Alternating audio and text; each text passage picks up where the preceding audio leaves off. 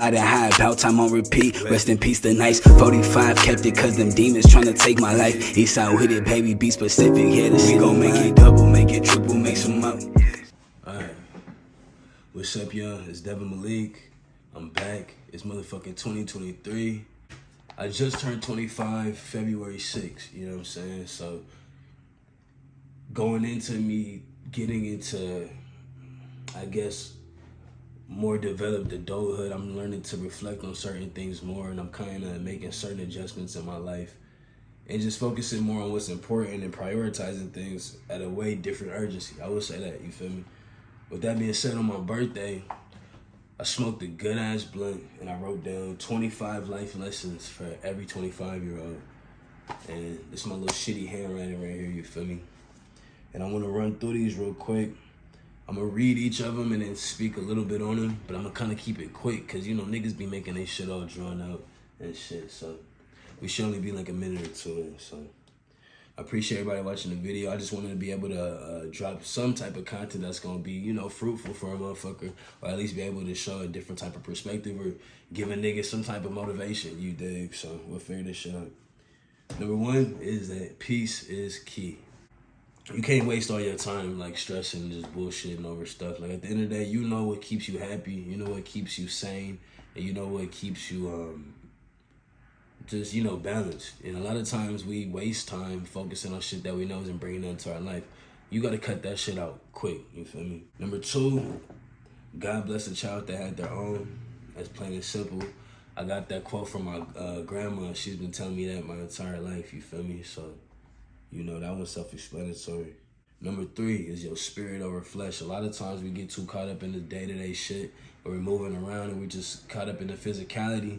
And sometimes you gotta really step back and focus on your spiritual self too. If you a boss, if you a king or queen or whatever the fuck y'all you wanna call yourself, you gotta be able to maximize every aspect of your life. So you can't be feeling good financially, but then physically you don't match where you want to be physically, and vice versa. You can't be where you want to be physically, and spiritually you don't feel you don't fulfill certain needs and shit, you feel me? So number four is start from the finish.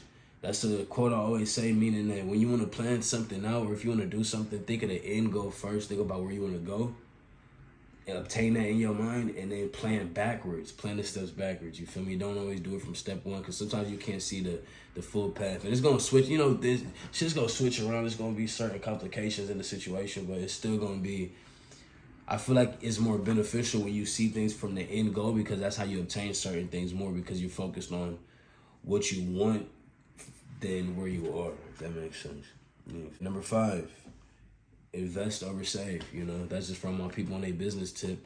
Saving is cool, but like I said in one of my songs, I never seen a nigga get rich saving coupons. You feel me? You can save money, you can try to stack your money, but if you're not investing it in something that's gonna bring you actual cash flow, you're always gonna either be trading time or stress for some motherfucking money. And that shit's played out, you know what I mean? Focus on one thing at a time. That's something I'm trying to reiterate to myself going on to my older years, because that's not how I was ever operating, you feel me? So I'm trying to figure out how to focus on one thing at a time and be able to be more efficient while I do that.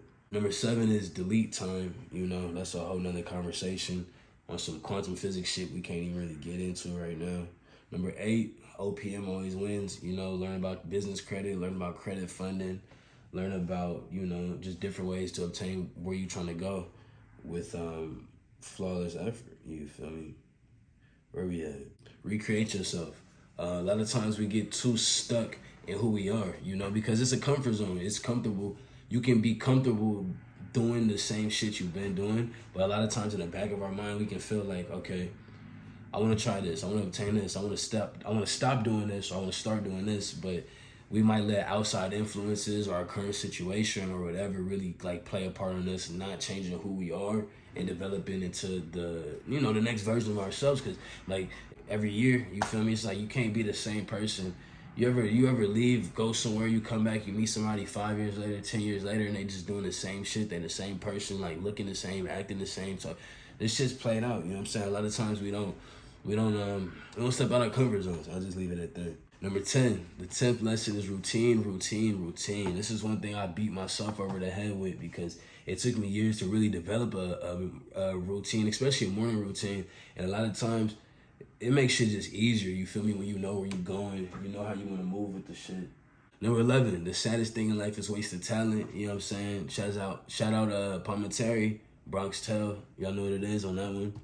Number 12 is automation and delegation. A lot of times we try to, especially as an entrepreneur, if you're an entrepreneur, you're used to putting everything on you. And sometimes you got to be able to automate the process or delegate the process to somebody else. So automation and delegation is a way to increase sales, increase cash flow, increase time, increase efficiency. You know what I mean? So that's one thing I'm focused on now.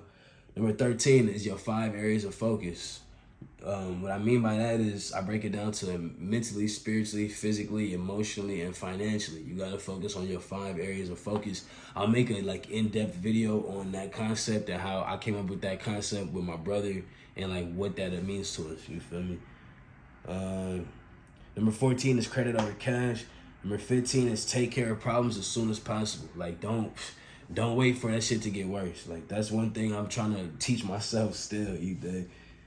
Number 16, spend time with family. That's just, that's self-explanatory. Number 17, avoid the bullshit. It kind of ties into number 1. Sometimes you got to give a double dose of the same lesson sometimes to really wake yourself up about it.